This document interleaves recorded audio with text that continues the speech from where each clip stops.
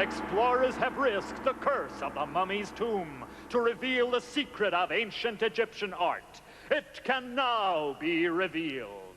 Instant coffee, actually. Come and have a look at this. Mix 1 teaspoon of instant coffee with about half a pint of water and PVA glue. Now, PVA glue is that white school glue that you get in the squidgy bottles, and your mixture needs to be about 2 parts water to 1 part glue. Now, hold on. What's this got to do with Egyptian art, I hear you ask? Well, take a piece of white paper, any size, and just lay strips of gauze bandage that you've cut to lengths slightly longer than your paper. And just lay them side by side next to each other on the paper. Excuse me. And the idea is to just cover your paper completely in raggedy bandage. And again, it doesn't matter if they hang over the edge, because it's all part of the effect. When you've covered your paper, just take a brush and start to literally slop on your mixture of coffee and PVA glue. And again, you don't have to be neat. We never are on Art Attack, are we? Don't put too much on there, because the idea is that you're trying to get the bandage to soak in the PVA glue mixture and glue itself to the paper. Now, I'm not going to do the whole lot here, but when you've done it, when you've covered all the bandage, just put it to one side to dry, leave it overnight, and when it's dry, it will look something like that. And the coffee has actually stained the bandage, so it looks old and mummified. And in fact, the whole paper has stiffened like some ancient Egyptian papyrus paper. Brilliant effect. Now to decorate it. Well, the Egyptians themselves, they would have made some dyes with which to paint. But I find you can get a great effect if you use wax crayon or chalk. Now, the ancient Egyptian art was quite primitive, so you don't have to do a brilliant drawing on this. It's just an effect that you're looking for.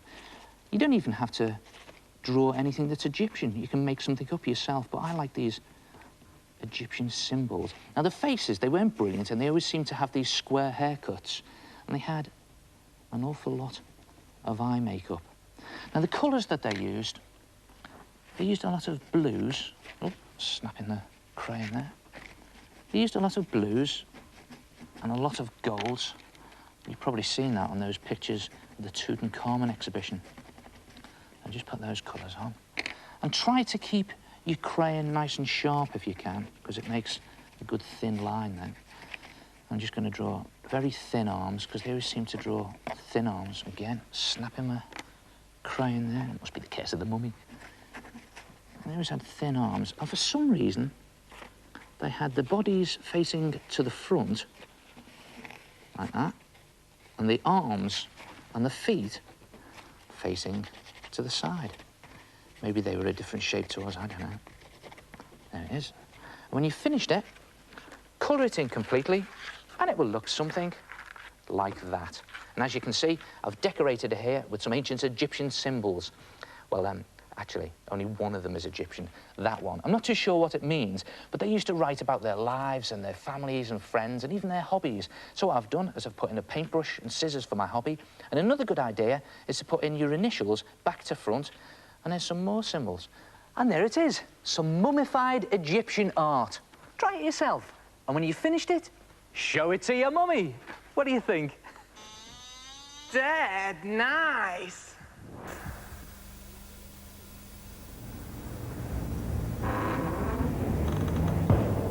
Oh, I get it.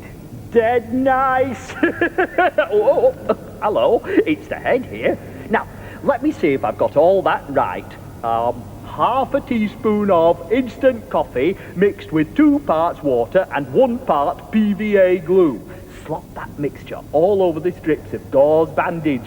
When it's dry, draw on it with wax crayons. Instant ancient Egyptian art. Dead nice!